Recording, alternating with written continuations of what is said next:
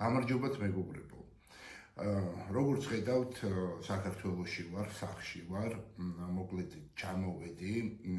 ბოლოს ვიყავი ბრიუსელში და ამასთან დაკავშირებით მინდა გავაკეთო კომენტარი და ასევე რაღაცა მცირედი განმარტება მინდა გავაკეთო ჩემ მოგზაურობასთან დაკავშირებით და ჩემ მიზანთან დაკავშირებით, ესე ვთქვათ. მოკლედ ბრიუსელში ვიყავი იმ ორგანიზაციაში, რომელსაც პირველად მივწერე ჩემ სიტუაციასთან დაკავშირებით და ვთხოვე უფასო იურიდიული დახმარება. მოკლედ აი ამ ორგანიზაციის ოფისში მივედი და პირადად მე დავტოვე ფიზიკური წერილი, რომელიც მაქვს გადაღებული, ანუ ჩავწერე ეს ყველაფერი და გამოვაქვეყნებ. Ახლა ნახავთ, დაიწყება ეს ჩანაწერი, ესე ვთქვათ. და მითითებული იქნება ამ ორგანიზაციის სახელი, მისამართი და მოკლედ რა მივწერე ამ ორგანიზაციას. გამარჯობათ მეგობრებო, აი ვიმყოფები ბრიუსელში, იმ ადგილას, სადაც არის ის ორგანიზაცია, რომელსაც მე მივწერე პირველად თხოვნით, რომ გამიწიონ უფასო იურიდიული დახმარება. ანუ ახლა მოვატრიალებ კამერას და გაჩვენებ ამ ორგანიზაციის ოფისს.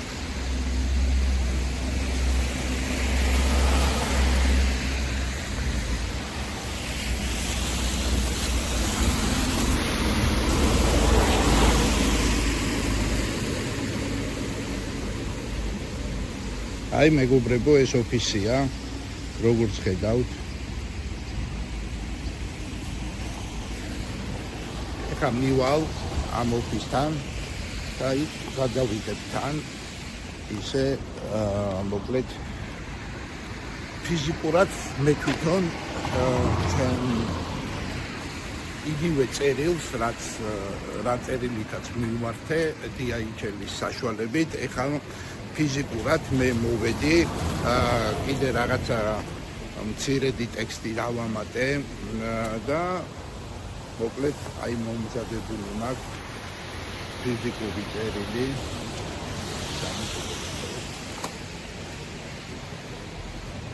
აი ფიზიკური წერილი მომზადებული მაქვს.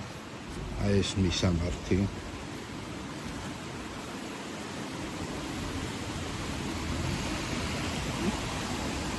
აგერ არის მისამართი.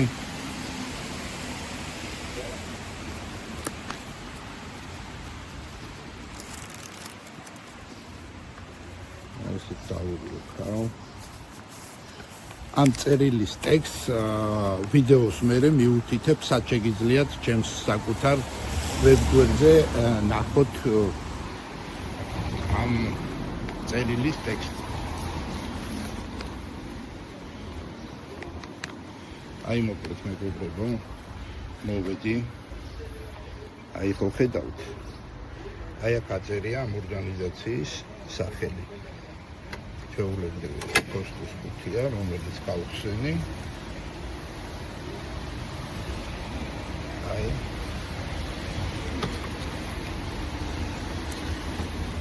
ჩავაგდე და დავხსენე. აი ამ ორგანიზაციის აი ეს სახელი, აი ეს შენობა.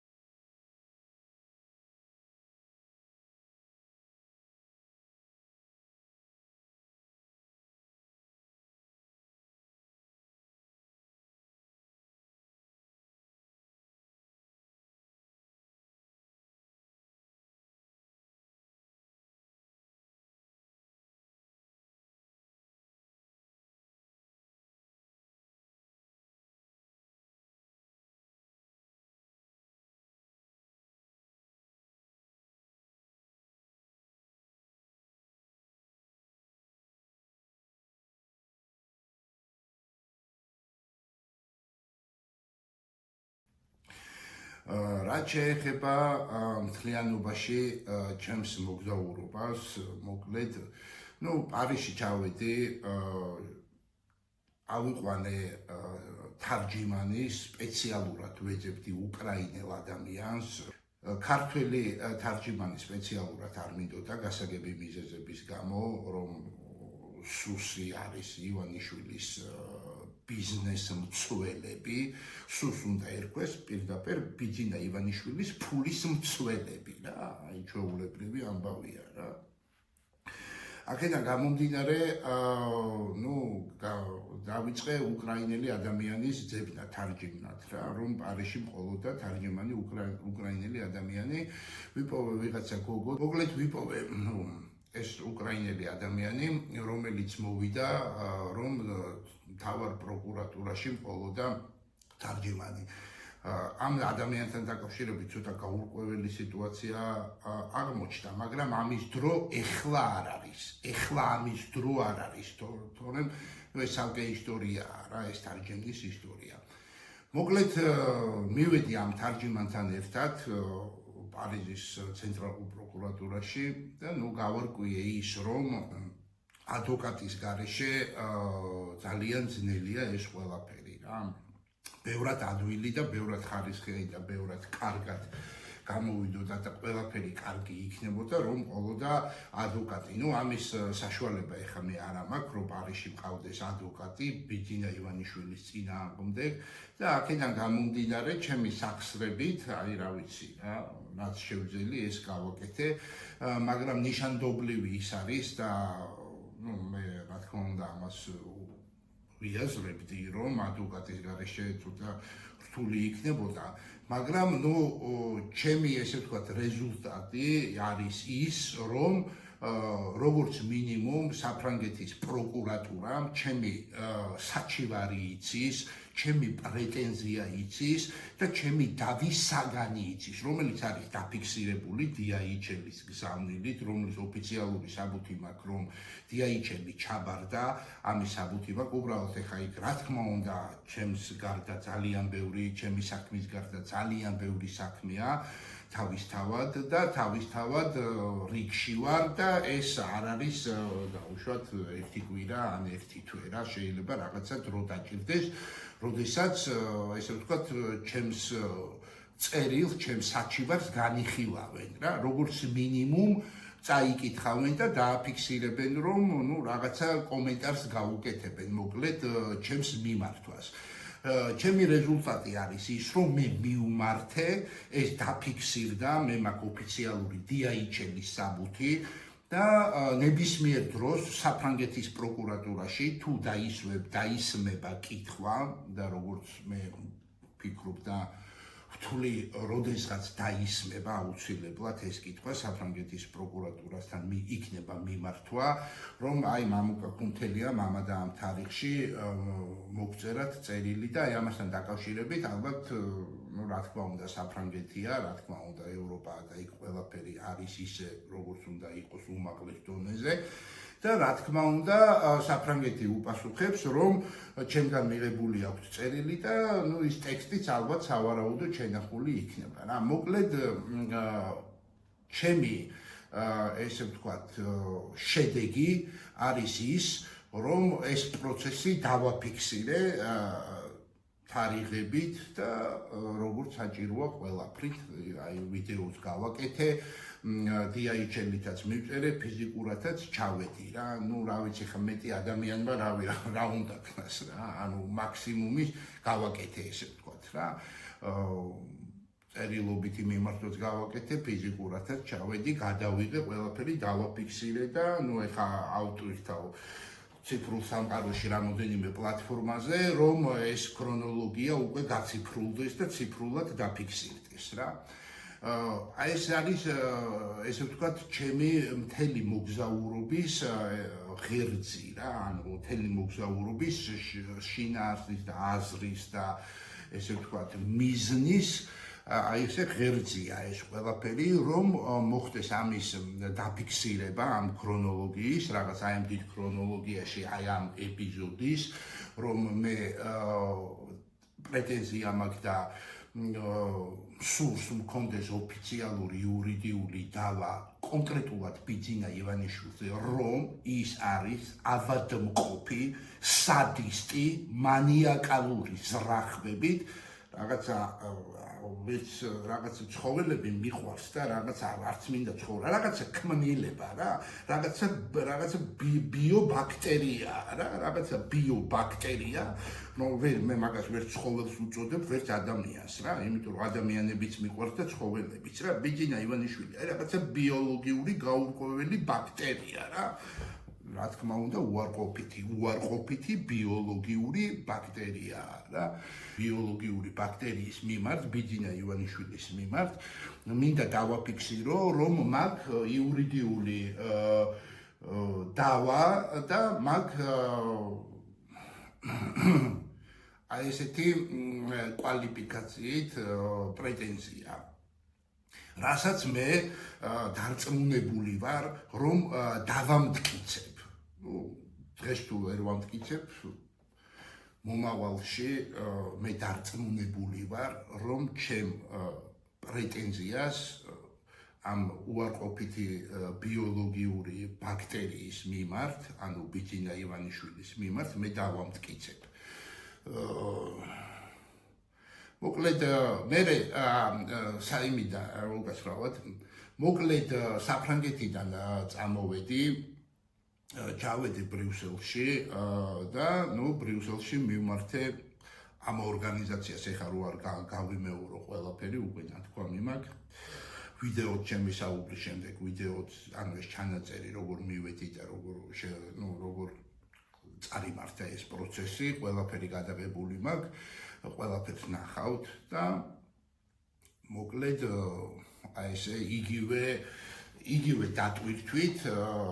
ვიყავი ბრიუსელში რა, ანუ DHL-იც მაქვს გაგზავნილი ამ ორგანიზაციასთან, ფიზიკურადაც ჩავედი, ფიზიკურად მე თვითონ წერილი მათ საფოსტო ხუთში განვათავსე, გადავიღე ეს ყველაფერი, დავაფიქსირე და ეხლა რა თქმა უნდა ციფრულ სამყაროშიც სხვადასხვა პლატფორმებზე ამას ფიქსაციას გავაკეთებ, ანუ ავტვირთავ და თარიღებით ყველაფრით დაფიქსირდება, რომ ეს ქმედება მაქვს მე შესრულებული, ესე ვთქვათ. აი ეს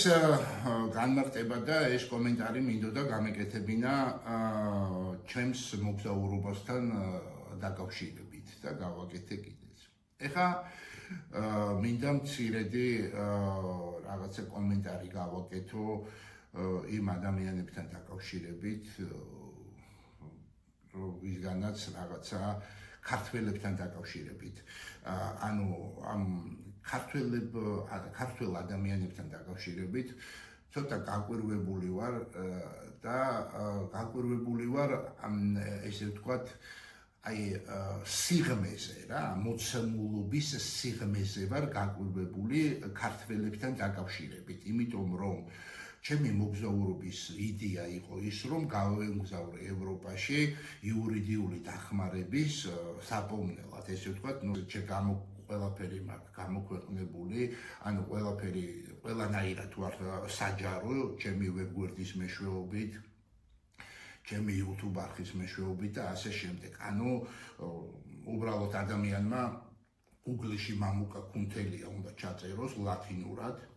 ჩემი სახელი და გვარი და მთელი მამუკა კუნთელიას პროცესი და ქრონოლოგია ყველაფერი ხელმისაწვდომია ძალიან ადვილად. მოკლედ წასვლამდე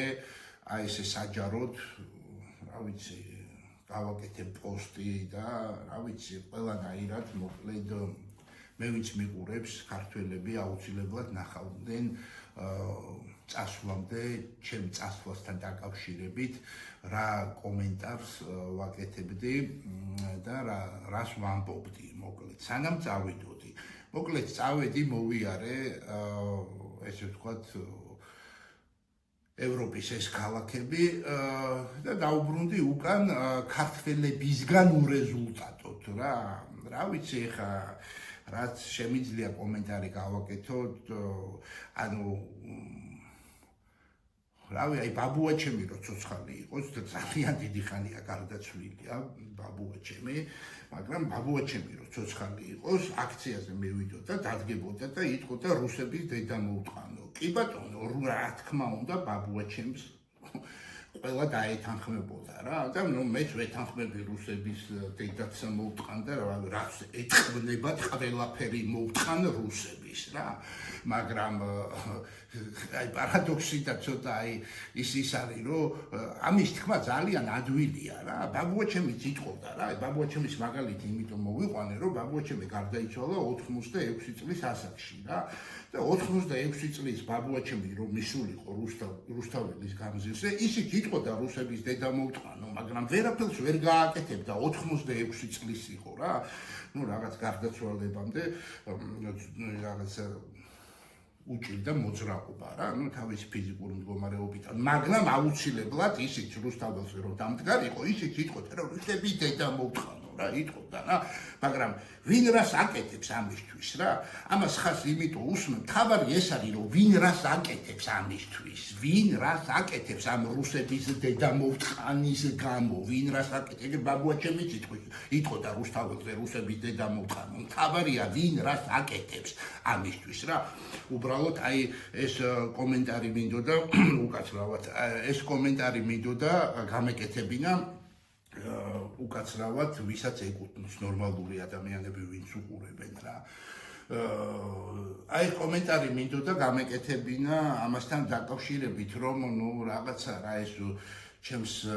მიმართ უმოქმედობა არის ის რომ მე ვებძვი საქართველოში ბიძინა ივანიშვილზე მეტი რუსი არავინ არ არის რა ყველაზე უფრო მეტად რუსი არის ქართული გვარით ეს უარყოფითი ბიობაქტერია ბიძინა ივანიშვილი რა ამაზე მეტი რუსი საქართველოში არ არსებობს ხო და ამ ყველაზე მეტ რუსთან მაქვს ბრძოლა და რაღაცა საჯარო განცხადება გავაკეთე ხა ბევრს იურიდიული გამოცდილება მე არ მაქვს არანაირი იურიდიული გამოცდილება ხო ბევრი იურისტია ბევრი ადვოკატი რაღაცა რა ამ იურიდიულ სფეროსთან აქვს რაღაცა შეხება და რაღაც ბექგრაუნდი აქვს და გამოცდილება აქვს და პროფესია აქვს და ვიღაცა პროფესიონალია ამ თავის პროფესიაში და მოკლედ ეს ადამიანები შემოდიან და ესე უსმენენ რა როგორც რუსთაველზე მიდიან და რუსების დედა მოუტყან იძახიან მაგრამ საქმეზე რომ მიდგება ბუჩქებში იმალებიან პირდაპირ მნიშვნელობით რა რუსების დედა მოუტყან იძახიან რუსთაველის გამზირზე საქმეზე რომ მიდგება ბუჩქებში იმალებიან ეს ბიძინა ივანიშვილი პირდაპირ ვიღაცებს ესე უგძალავს რა ვიღაცებთან ურთიერთობა მამა მაუგძალა რა რუსთაველზე რუსების დედა მოუტყა მე ბიძინა ივანიშვილი აუგძალოს იქ იმასთან არ მიხვიდე და ხო კარგი უმფროსო რაღაცა ესეთი ტიპები რა რავი რა რო კითხო რა ვიცი რა რო კითხო რავი რა აი ჯერეგენი არიან და მე ყველა სხვა რა მაგრამ საქმეზე რომ მიდგება რავი ბუჩქებიდან ვერ გამოყავთ რა ისეთი შეშინებულები იმალებია რა ბიძინა ივანიშვილი ეუბნება როგორ იცხოვროს წარმოიდგინე რა მძიმე მდგომარეობაშია საქართველო რომ აი ვიღაცამ რო კითხოს რომ საქართველოს ვინ უვლის ოპოზიციური პოლიტიკური სპექტრიდანო ვინც იტყვის ჩვენო იმათ ეუბნება ბიძინა ივანიშვილი როგორ იცხოვრონ იმიტომ რომ რავი რა ეხა მე მაგ ადამიანებს რუსებად ვთვლი რა რავი იმათ ეუბნება როგორ იცხოვრონ წარმოგიდგენია აი რა უნდა ვითომ და იმეგო ვისთან უნდა იკონტაქტონ ვისთან არ უნდა იკონტაქტონ რა საშინელება ხდება რა ჩემთვის ეგ ხალხი ხო აი ეს ოპოზიციონერი პოლიტიკოსები რა 90% ჩემთვის იგივე რუსები არიან და რავი რა ეს რუსულად მიმართა რომ კალბასნიკებს ვეძახი რა კალბასნიკები რა ბიძინა ივანიშვილმა ერთი ნაჭერი კალბასი გადაუგდო და ეხა ეუბნება რა პირდაპირ ბრძანებებს აძლევს რა ამ ბიო უარყოფითი ბაქტერიის მონარო ხა წარმოგიდგენია რაც უდი ტიპი ხა აი რა ვიცი და ეხა მიხეილ სააკაშვილის გარემოცვაში დავით კესერაშვილს სიტყვაზე ვამბობ, ეხლა მაგალითი მომყავს რა, მიხეილ სააკაშვილთან თავისი პოზიცია ჰქონდა რა, რაღაცა რა, დავით კეზერაშვილთან მიხეილ სააკაშვილს თავის ურთიერთობაში რაღაცა თავის პოზიცია გააჩნდა, ხო? ნუ ამას მთელი საქართველოს ხედავდა რა. ამ ბიძინა ივანიშვილის გარემოცვაში ამ ოთარ ფარცხალაძეს, მიხო სვანიძე, აი ეს ტიპები ხო არიან, ჩაულები აი კიმ ჩენ ინს რო უკან ტიპების უდგას რა, მომტირალე და რაღაცა რაღაცა